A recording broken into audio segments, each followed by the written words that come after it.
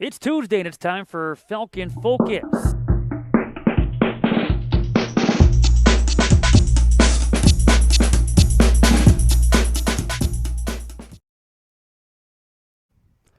Welcome to this week's edition of Falcon Focus. It's episode number 21 here in season number 3, our 9th episode here in semester number 2. And after this week, only 3 weeks left of Falcon Focus.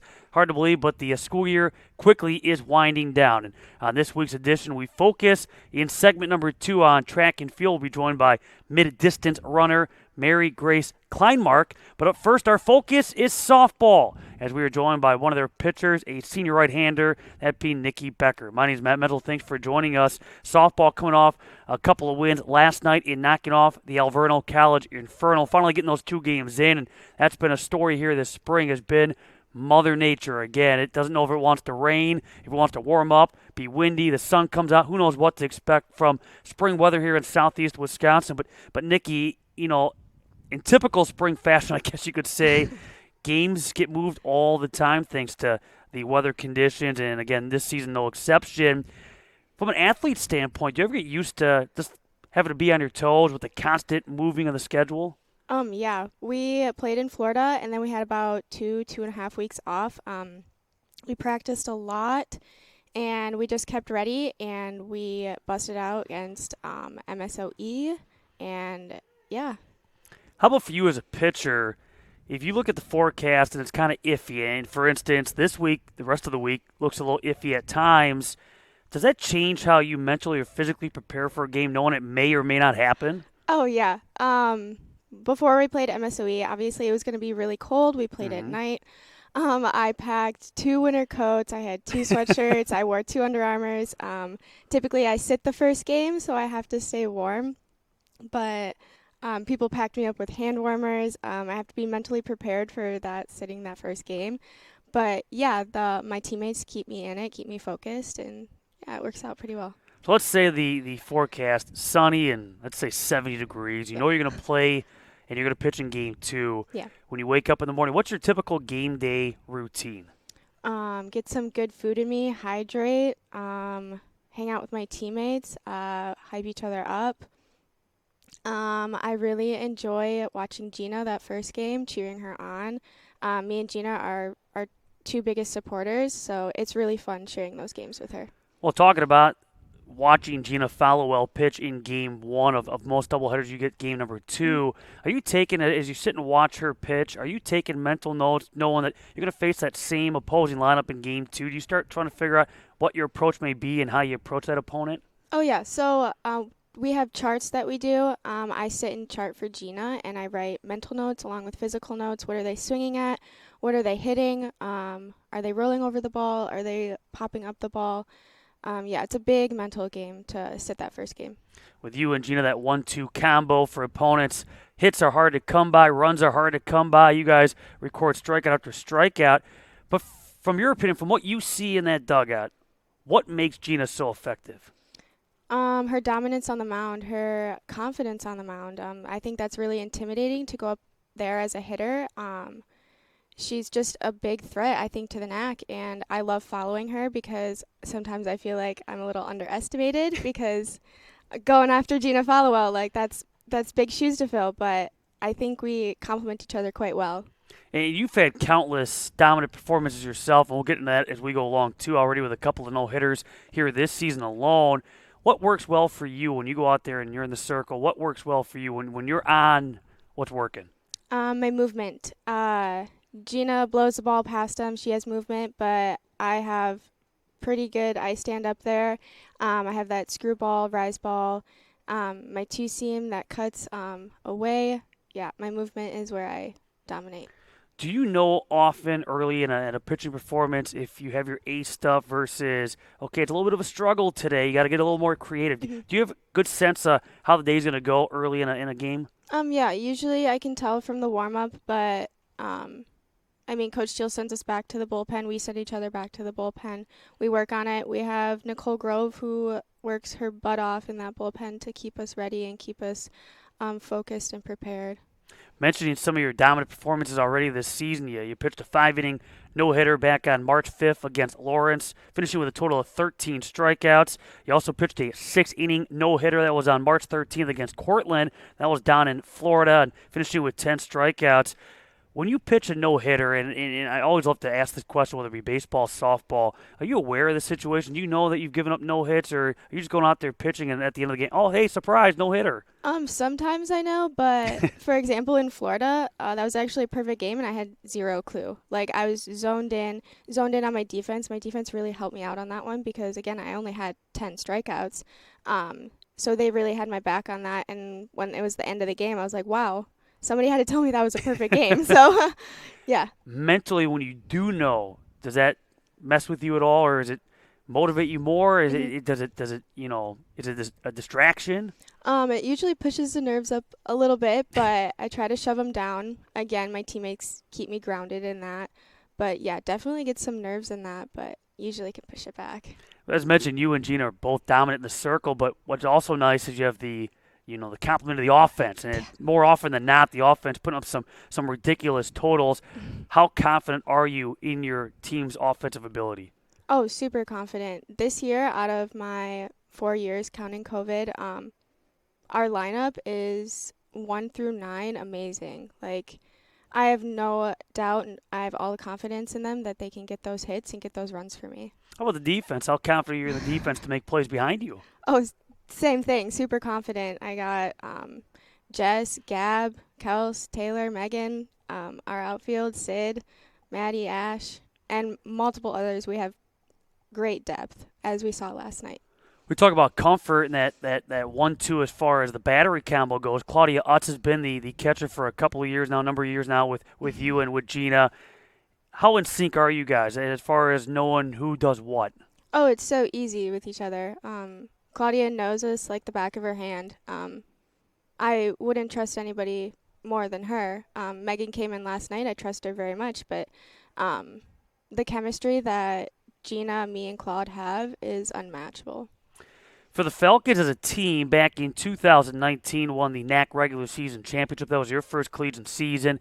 Last year, bringing home the NAC North Division regular season title. Even with that being said, though, what's the mindset here this spring? Is there a sense of maybe unfinished business? Okay, the regular season championship's nice, but now you want to get that next step and get to the Oh, NCAA yeah. tournament. Yes, yes. We definitely have a target on our back because we are dominant on that field, but yeah, we're looking to go farther than we have been. So I think we have the mindset this year. We have the calmness that we're going into this season.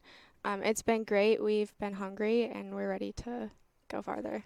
Is there pressure, though, being that this is it? I mean, this is your senior year, and for many others, this is, final go-around. Yeah. Is there pressure that it's the here and now? Oh, definitely. Bunch of seniors on the team this year. We've been working together just to have fun, basically. Make every game count, make every moment fun. We've been doing a lot of team stuff and just trying to make the best of it. Yeah.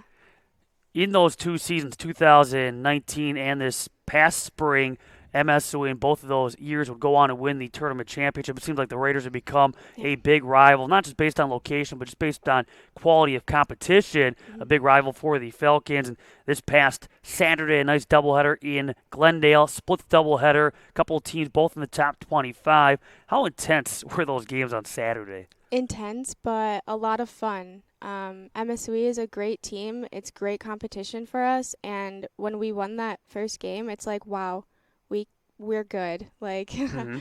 we can stick with them. They're good too, but we want to see them again, obviously. Yeah. And most likely you will at some Yeah. point in the NAC tournament come May. The team right now has a record of 17 victories, only a couple of losses after that sweep of Alverno last night. Finally getting that Inferno doubleheader in after it has moved around about 2 or 3 different times.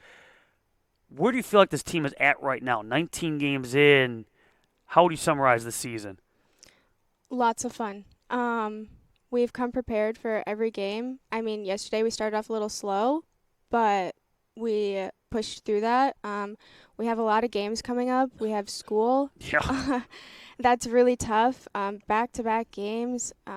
We just got to come prepared and keep the energy up, get our sleep, get our food, takes a lot of preparation. Well, you bring up a good point because it's one of those often thoughts that maybe doesn't cross many's mind is the fact that when you look at a spring season, oh yeah, you're student athletes, student first, and with all these changes at a moment's notice, Yeah. I mean that affects your guys' academic. Yeah. How do you go about just juggling? And all of a sudden, hey, maybe you have class on Wednesday. Oh, hey, guess what? Game on Monday's moved to Wednesday. How does that all play out? Communication with professors, keeping on top of your schoolwork, getting ahead in schoolwork. It's tough, but I think our team as a collective is handling it very well. When you look at your time as a Falcon, hopefully, and I often say this with other athletes too, the best is yet to come. Yeah. We'll see how this season plays out. But to date, what are your favorite memories or are your top highlights as a Falcon? Honestly, that tournament last year, playing MSOE 7 times, it was a ride, and it really pushed us to perform, and that was a lot of fun. Going into the postseason has always been a lot of fun because it really tests us. Also, the fall season, I think that's really fun. We just play loose. We prepare for the spring, but we also just have a lot of fun and get those few games in. Just lots of team bonding and yeah. When you play a team 7 times in one season like MSOA a year ago, how difficult is that in the sense that they know what you bring, you know what they can do. So how do you go about just by game 6 or 7, how do you approach it? We're waiting for the other team to make a mistake. That's pretty much what it comes down to. Waiting for that pitcher to throw it down the middle and blast a home run or get a hit or whatever. We're just literally waiting for the other team to make a mistake. So throughout your entire softball life, have you always been a pitcher? Yes. How did you just one day you started softball and say, I want to try pitching? Well, I started my first fast pitch practice as a catcher. Really? Yes. I got thrown behind the plate, and I closed my eyes every single ball that came at me. I went home to my dad and cried and said, I want to be a pitcher. I never want to go behind that plate again. And my dad said, all right, it's going to be a lot of work, but we're going to do it. And my dad's been my pitching coach ever since. So how do you feel like in that time between when you started and now? And by the way, when did you start? What age about? 11. Okay. I think. Yeah. So how do you feel like you've improved or grown as a pitcher from day one to now? Here you are, grandest stage, college game. Yeah. I've grown in confidence a lot. Also learned to lift some weights and become strong and work on my spins, and that's where I learned my strengths, and then I took it for a ride. So what goals do you have? Obviously, we talk about the team aspect, trying to not only take care of business here in the regular season, but then come tournament time and get to that next step and get back to the NCAA tournament. But maybe what goals do you have for yourself for the duration of this season? Obviously, I want to beat some of my own personal records. I beat my strikeout record of 13 this year, but also being able to perform for my team, get the least amount of hits, get ground balls, pop-ups. I just want to be able to perform for my team, and yeah. Finally, what's even more impressive about what this team's been able to do so far this season is the fact they're road warriors. They haven't played a single home game yet. 17-2, and everything's been away from Mequon, and unfortunately, in some instances, like Sunday, I mean, the field was just underwater. I mean, it was a great day to play, and it just couldn't play.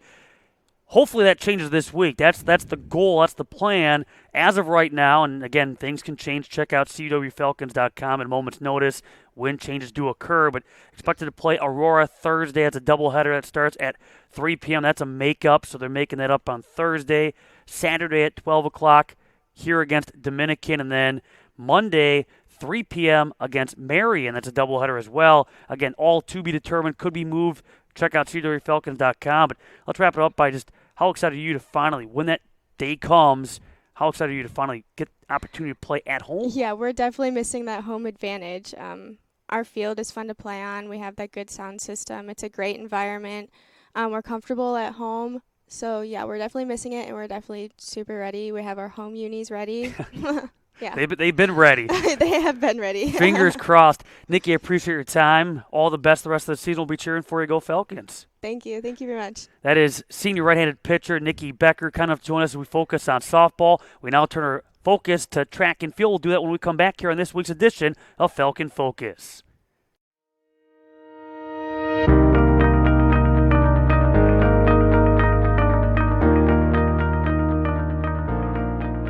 Since 1978, Lutheran Church Extension Fund has had the humble privilege of supporting the Lutheran Church Missouri Synod in fulfilling its mission of sharing the gospel. Thanks to our faithful investors, we provided thousands of church workers, congregations, schools, and organizations with the resources they need to reach more people with the saving name of Christ. It's what we do. Because our greatest joy comes from seeing LCMS Ministries and her workers thrive, we will continue to make precious resources available, both today and far into the future. It's our promise to you.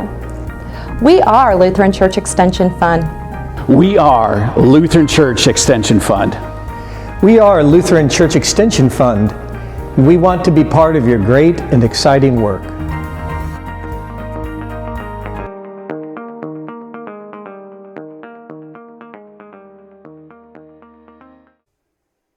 Welcome back to this week's edition of Falcon Focus, episode number 21 here in season number 3. And our focus now on outdoor track and field, being joined by Mary Grace Kleinmark, who not only is a mid-distance runner, but soon to be a pole vaulter. We'll talk about that as we go along here on this week's edition. But this past Sunday, the Falcons able to compete at UW Whitewater, first competition for the outdoor track and field team since March the 19th. How'd this weekend look?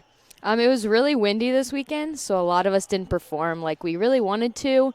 So that was kind of discouraging just because it was the first outdoor meet.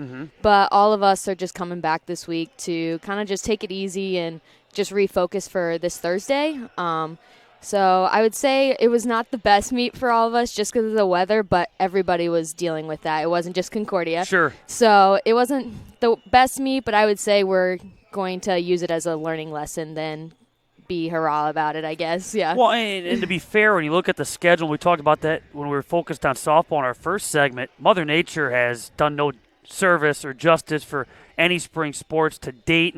And again, outdoor track and field also affected by weather because you guys are supposed to compete at the Wisconsin Private College Championships the week before, so maybe a little more of a tune-up prior to Whitewater. What happened there? I heard you guys were actually there, and then all of a sudden back on the transportation or the bus or the van and back to Concordia you guys came? Yeah, we were there for like an hour just sitting in their indoor track facility. That was in Waukesha? Yeah, okay. At Carroll. So we basically just sat there doing homework and talking, and it just started snowing like no other. A lot of people went out and did snow angels. I was not one of them. But they did snow angels, snowball fight, all that jazz, and then they just couldn't keep the track clear, and then some of the throwers were already starting to warm up, and they were just falling everywhere. So they said it just wasn't the day to do a meet. Did you have a sense at some point while you're sitting and waiting that it's not going to happen, and you let your guard down a little bit, or did you stay kind of in the moment just in case all of a sudden they said, hey, time to go out there and compete? I definitely let my guard down. I knew for sure we would not be running. But I did keep my spirits up a little bit in the fact that I knew we would have a workout, and we did. We came back and did a workout, which I think actually was more beneficial than trying to run in the snow. I think all of us would have, again, gotten a little bit discouraged just running in bad weather. But I think coming back and doing a workout was a better idea. But, yeah, a lot of us let our guard down, I would say, just because we knew this isn't happening. Sure. As a mid-distance runner, what events are you involved in, and what, in your opinion, is your strongest? I usually do the 800 and 1500 outdoor. Indoor, I kind of sometimes do the 3K. Okay. But I would say my strongest is the 1500. I just I guess 4 laps. I guess that's just it's actually like 3 and like 3/4 of laps. I'm not a big distance runner. I don't really like doing the laps. I do cross country, so you would think I would want to do all the laps. But I like more the speed and track. So I would say 1500 is my event. And you were mentioning right before we started taping that you're going to be adding pole vault now to your resume. How'd that come about?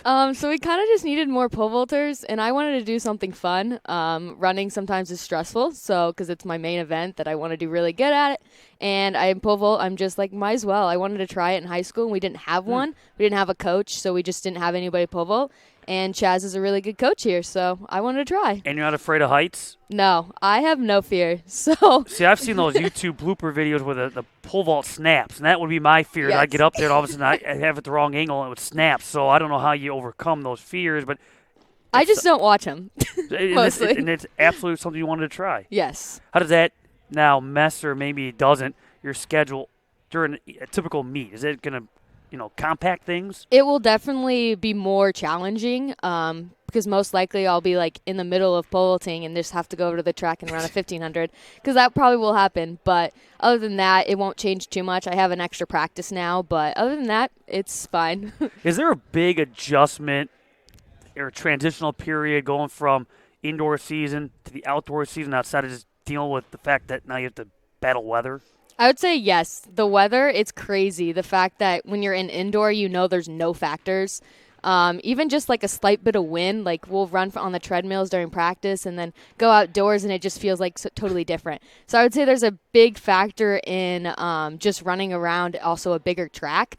Coming from a 200 track where instead you have to run 8 laps for the 1600 instead of 4 is just very different in your pacing wise.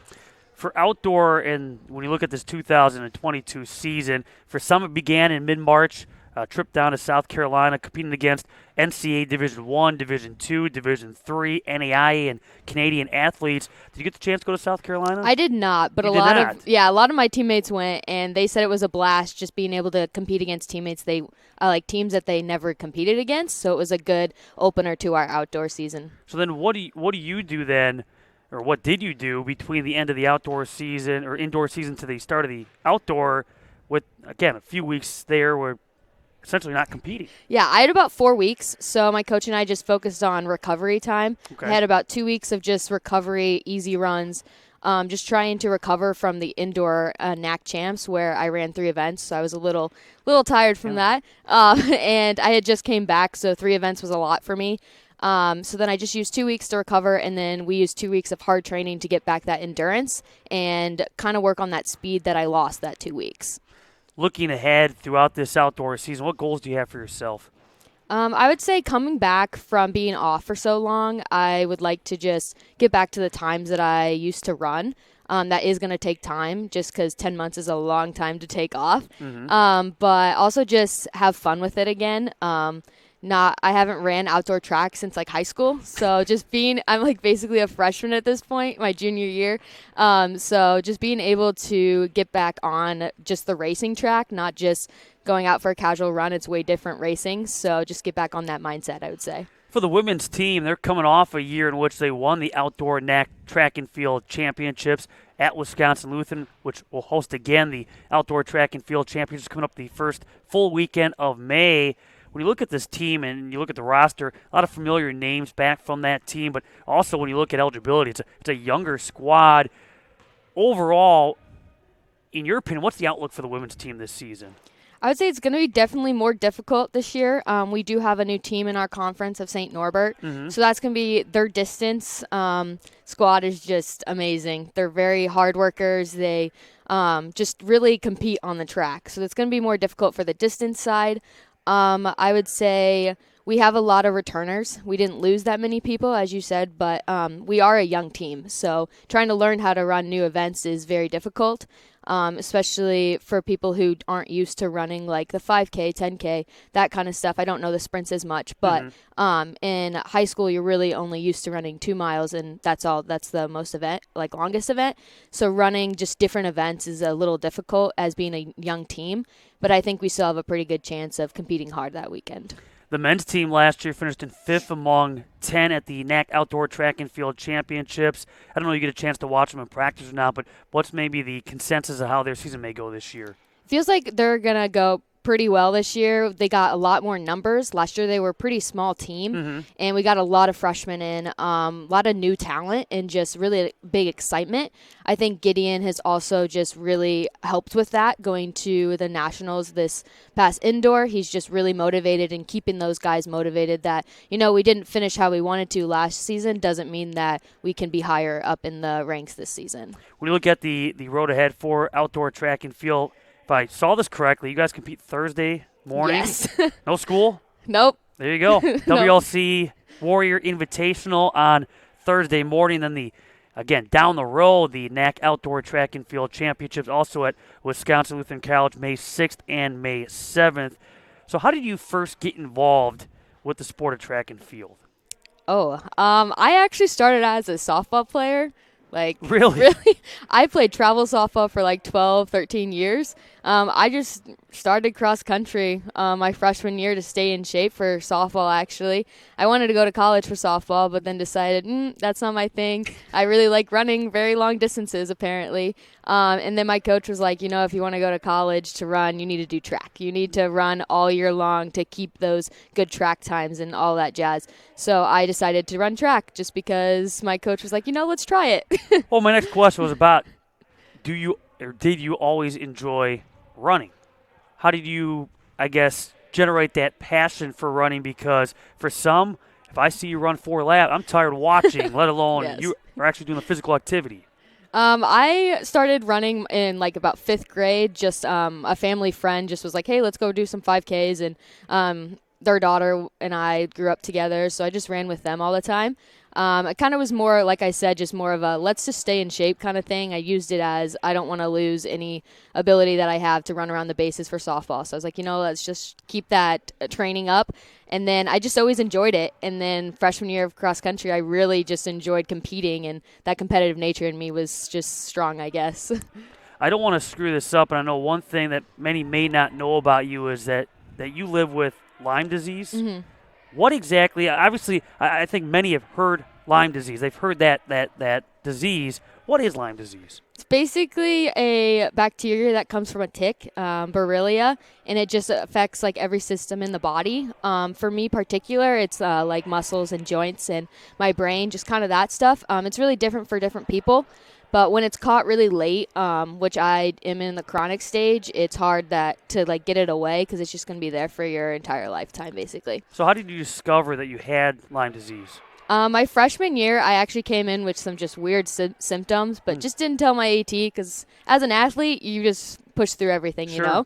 Especially as a runner, you're taught to just run through everything. It's going to hurt. Running it hurts. So I just came in with a lot of back pain and joint pain, and I was having trouble with school. I went from an A student in high school to about a D student in college, and my parents just knew there was something wrong with that. So I just finally spoke up to my AT, and she said, let's look into this. And then I just started having weird symptoms happening after practice with passing out and just all these weird things happening.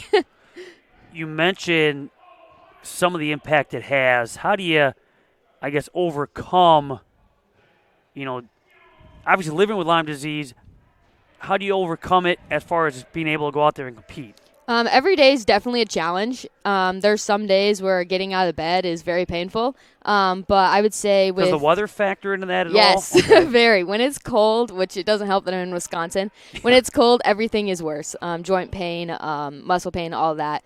Mostly now that I'm running again, it's about the fatigue levels. With Lyme disease, it kind of really affects your fatigue, where some athletes might recover from a workout in 2 days. It takes me about 4 days. Okay. So with my coach, we kind of just work on, we need to do this and this on those days. So if I wake up just in a bad day, not feeling great, fatigue's level really high, then I bike instead of run. So it's just finding that balance of not overworking myself, but still trying to get good training in so I can compete. For competition days, it's more of just in my head, I got to tell myself I can do it. I know I tell myself it's my little secret power. When I go out there, I'm like, no, some people don't know that I have this on the track. And it's more of let's see how much I can push myself through this and just show that it's not winning, I'm going to. In the fall, the cross-country team, if I remember correctly, honored. Yes. It's Lyme disease yourself. Mm-hmm. What do they do as far as, did they wear something on their uniform? Yeah, I actually designed some uniform tops. So we did the lime green uniform top, and then we put the logo of Concordia on the back, and then we put the ribbon that is for Lyme disease, and just I think we said spread awareness on the back or something like that. And then I held a donation thing for Global Alliance, which is a nonprofit that goes for Lyme research. Mm-hmm. So I wanted to hold that just because I know I'm not the only one out there that has this, and I know a couple people even from the school that have it. So I like to just try to spread awareness, and that was really, I didn't compete last fall because I was taking time off, and I wanted to do something not only for my team, just to hype it up and get a good meet since we were starting. That middle of the season is a little rough. Sure. You're just losing motivation. So I was like, let's have a fun meet and then also spread awareness for a disease that's not very known in the public. So what did that day mean to you, seeing your teammates sporting that jersey top that you designed? It made me very happy. There were some tears, definitely. Having a team that has your back all the time is really good. With Lyme disease, it's really good to have a support system. All your days are not the best, not 100%. So having people there, and my team has always been there. Even when I was off for 10 months, they always made sure to include me. So seeing both the guys and the girls running in a uniform that I designed and also spreading awareness to a disease that I do have, just felt like it was more of a family. Obviously, I live far away from home, so I can't be with my family. And when you're sick, it's hard to do it on your own. So having my team, my coaches just out there supporting me, even though I couldn't run, was awesome. And something fans also may not know about you is another one of your families here on campus, the athletic communication office. Yes. You get to work in athletics and, Yes. and often helping stat home sporting events. How did that opportunity come about? Last year, I got an email from my coach, and he's like, they're trying to hire people for the athletic communication office. And I was like, you know what? That sounds fun. I didn't really like my job that I had on campus. I'm not a big fan of just sitting in an office and doing work on a computer, and that's what I had. So I was trying to find a job that was a little bit more fun, and then this just came along, and I interviewed with Jeremy, and he's like, let's just do it. Let's do it. And it was lots of fun. It was stressful at the time because there was 33 sports going on at one time, but it was fun. So. And then I was told, or I understand, that coming up you may be broadcasting some softball games? Yes, I am. I'm just trying something new. I'm usually just in the box and you don't see me because I'm just doing stats or I'm working on photos in the office. Not one to really go out there, but, sure. I like softball, so let's do it. Refresh my memory because you talked about it. When did you give up softball? Right before you came to college? So I quit my junior year of high school to join track. But I still did a travel season that year, so I would say I played till my senior year in high school. I feel bad for you because I think you're going to have to carry Jeremy Crawford. I Yeah. mean, you're going to be coming in as a rookie, but you're going to become the veteran real fast. Oh, yeah.